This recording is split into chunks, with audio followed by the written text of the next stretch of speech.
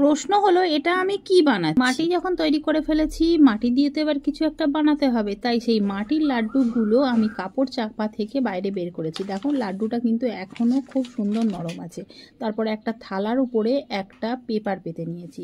তারপর দেখো রুটির মতো সাইজের একখানা মাটির ডালাকে আমি গোল শেপ দেওয়ার চেষ্টা করলাম, কিন্তু হলো না। যখন তখন একটা কন্টেনার বসিয়ে ওর রাউন্ডে আমি কেটে সাইডগুলো বাদ দিয়ে দিয়েছি।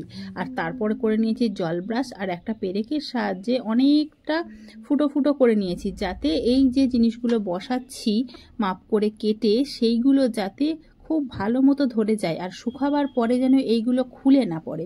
তারপর পুরোটা কমপ্লিট হওয়ার পর জল ব্রাশ করে নিয়ে ডিজাইন করার হোক, সেটা কিন্তু কাঁচা অবস্থাতেই করে নেব। আর তোমাদের একটা প্রশ্ন ছিল যে এই মাটিটা তো যখন শুকনো হবে তখন ফেটে যাবে, এটা ফাটবে না। এটাকে কিন্তু আমি রোদ্দুরে দেব না, পুরোটাই ছাওয়ার মধ্যে রেখে কিন্তু শুকনো করব।